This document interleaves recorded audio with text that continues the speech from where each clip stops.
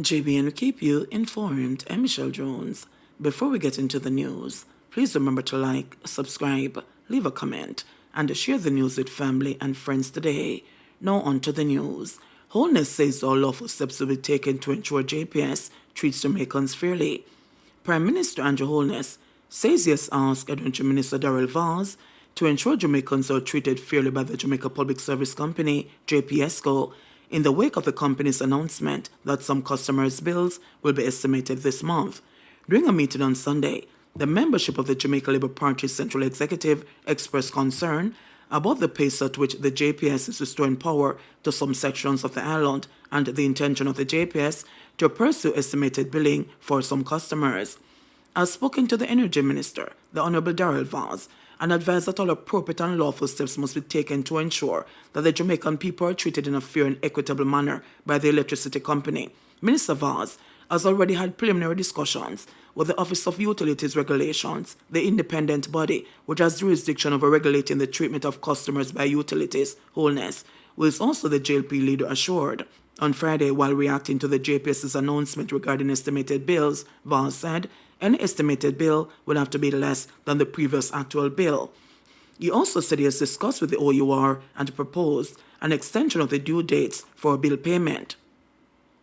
Most persons, especially in the affected areas and other areas, have lost their livelihoods due to farming and other activities that have been damaged severely. So, I think it is to my mind a bit insensitive in the way they communicated that, especially in light of the fact that they still have a lot of work to do to restore electricity across the island, Vaz said.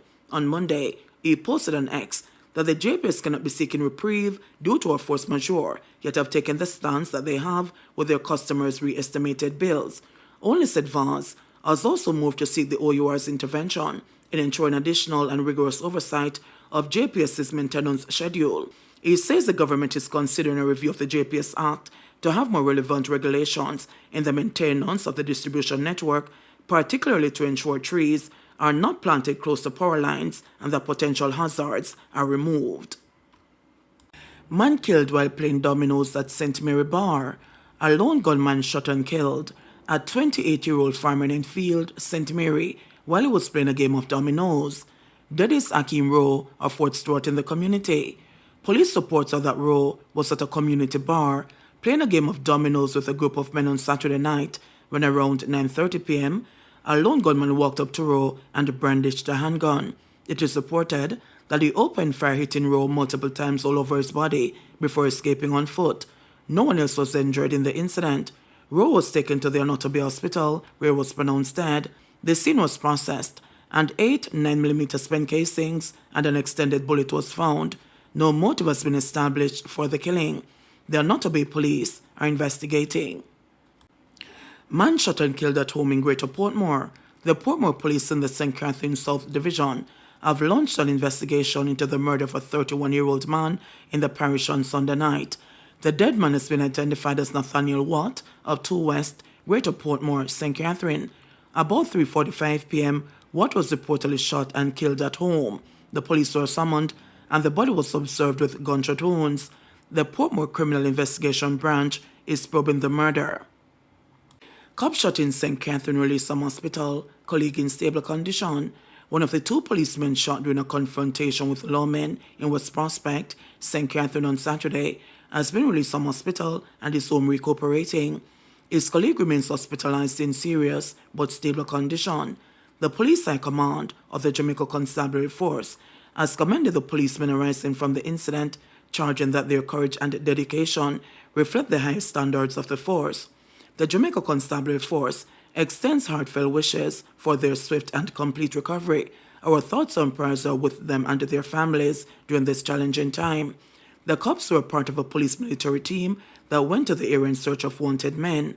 Dallon Devil Davis, one of the parish's most wanted criminals, and his cousin, Tavani Benjamin, were killed in the firefight. The police reported that 3 guns, including 2 Taurus pistols, were recovered. Man allegedly attacked police with machete shot. A 22-year-old Senton farmer who allegedly attacked a policeman with a machete was this morning shot. According to reports, at about 7:30, a police team went to Nib Street in Wattown, Gibraltar, in response to reports about a man who had allegedly issued a threat. The team warned the man not to carry out the alleged threat. It was reported that the man allegedly became aggressive and confronted the police with a machete and was shot. The injured man was taken to get medical attention.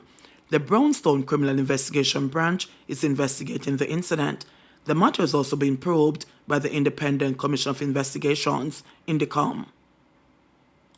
Woman charged for falsely reporting death of relative. A woman is to appear in the Senton Parish Court in September after being charged for falsely reporting the death of her relative, Sharnette Salmon. A 27-year-old of Frank Calling K Valley is charged with creating public mischief. It's reported that last week, Thursday night, Salmon called the K Valley police and reported that men from the area had attacked and fatally chopped her cousin near their house. Upon the arrival of the police, Salmon confessed that the incident did not happen, but wanted the lawman to warn her boyfriend who had threatened to kill her. She was subsequently arrested and charged. The police say Salmon's boyfriend was duly warned. Junction Main Road blocked as residents protest for electricity. The Junction Main Road in St. Mary was made impossible after irate residents chopped down trees and used them to block the thoroughfare in protest of the lack of electricity. The residents say electricity was disrupted during the passage of Hurricane Beryl on July 3, and the situation has been compounded by extremely humid conditions and mosquitoes. The police said the residents took to the street from as early as 4 a.m. Monday in what they theorize is a planned protest. The residents chopped down trees and dumped old refrigerators and other forms of debris at strategic locations along the Junction Main Road to voice their frustration. Member of Parliament for South East St. Mary, Dr. Norman Dunn, stated that it is a very frustrating period for residents living along that corridor who have been without power for about 18 days, and is appealing for the Jamaica Public Service Company, JPSCO, to step up its restoration efforts. It requires a level of assurance that attention will be given to that corridor. These residents are by no means unreasonable, and as the saying goes, who feels it knows it, and they are the ones feeling it, commented Dunn. Areas affected were Devon Pen, Castleton, Toms River, Friendship Gap, and the road to Broadgate. I really sympathize with the residents. Every effort will be made to open the roadblocks as quickly as possible once we dialogue with the people. I'm appealing on behalf of the residents for JPS to hasten their footsteps, as this is a very difficult situation, Dunn said. Two bad charged with 2019 murder and alleged shooting of 3 others. A man who allegedly shot 4 people at a shop in Waterford, Portmore, one of them fatally, in 2019, is now facing a slew of charges in relation to the incident. Charges 28-year-old Sean Hamilton, otherwise called Too Bad, a laborer of Fagan Avenue, Grand Spen, Kingston 8. Hamilton is charged with the murder of 18-year-old Alexander Walker, otherwise called Max, also a laborer of Granville Road in the community. Hamilton is also charged with wounding with intent, possession of prohibited weapon, and unauthorized possession of ammunition. Reports are that at about 8:40 p.m. on Monday, June 3, 2019, the now deceased, along with 2 other men and a woman, were at a shop when they were pounced upon by Hamilton and another gunman who were traveling on foot. It is alleged that Hamilton and his accomplice then opened fire, hitting all 4 individuals. A report was made to the police, and the injured individuals were taken to hospital, where Walker was pronounced dead and the others were admitted for treatment. The police said Hamilton was arrested following an investigation. It was charged after he underwent a question and answer session in the presence of his attorney. The police are still seeking Hamilton's accomplice. JBN, we keep you informed. Please remember to subscribe, like, share, leave us a comment, and click the notification bell to receive our daily news items.